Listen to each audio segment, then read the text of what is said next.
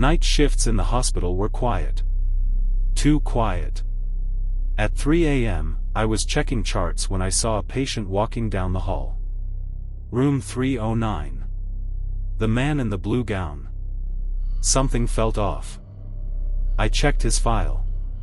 Room 309 had been empty all night. The patient in that bed had died earlier that morning. My heart pounded. I turned the corner. The hallway was empty. The air felt colder. I stepped into room 309. The bed was made clean. Like no one had ever been there. Then, the bathroom door creaked open. I ran. Later, I checked the security footage. At 3 a.m., the camera showed me staring down an empty hallway. But for a brief second, a flicker. A man in a blue gown. Standing behind me.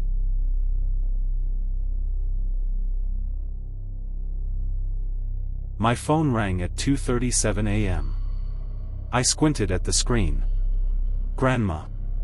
She had died 6 months ago. I froze. The phone rang again. Then, I answered. "Sweetheart, listen to me carefully," she said. Her voice was weak. "No matter what happens, do not open the door." A chill ran down my spine. Then came the knock. Slow. Heavy. Right outside my bedroom door. Not the front door. My bedroom door. I held my breath. The knock came again. "Who's there?"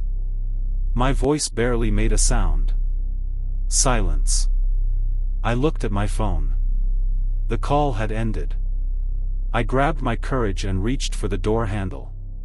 Slowly, I turned it and pulled the door open. Nothing. Just darkness. I stepped back, heart pounding. Then, my phone buzzed. A new voicemail. I pressed play. A whisper. My grandmother's voice, distorted and broken. "I told you not to open it. Now it knows you're here." The train was nearly empty. Just a few flickering lights, the rhythmic clatter of wheels, and a man sitting alone in the corner. He hadn't moved since I boarded.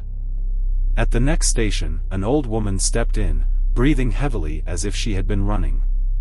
She sat beside me, gripping my arm with cold fingers. "Don't look at him.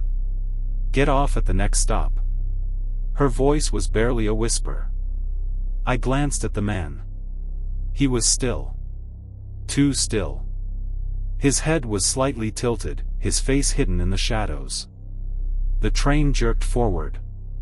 The old woman's grip tightened. I said, "Don't look. He's not supposed to be here." My chest tightened. The next station was minutes away. The lights flickered. When they came back on, the man was closer. He hadn't moved, but now he was just a few seats away. I grabbed my bag. The train slowed. The doors slid open. I ran out. The old woman didn't follow. As the train pulled away, I saw her through the window, still sitting, still gripping my empty seat. The man had turned his head toward her. The doors closed. The train disappeared into the tunnel. That was the last time I saw her. Or that train.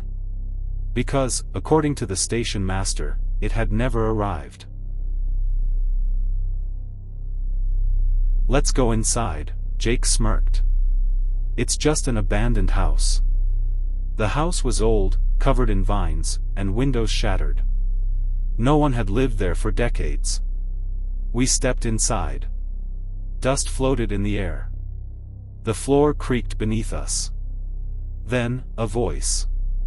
"You shouldn't be here." We spun around.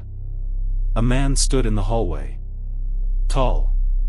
Motionless. "Sorry, we were just," Jake stuttered. The man didn't move. Didn't blink.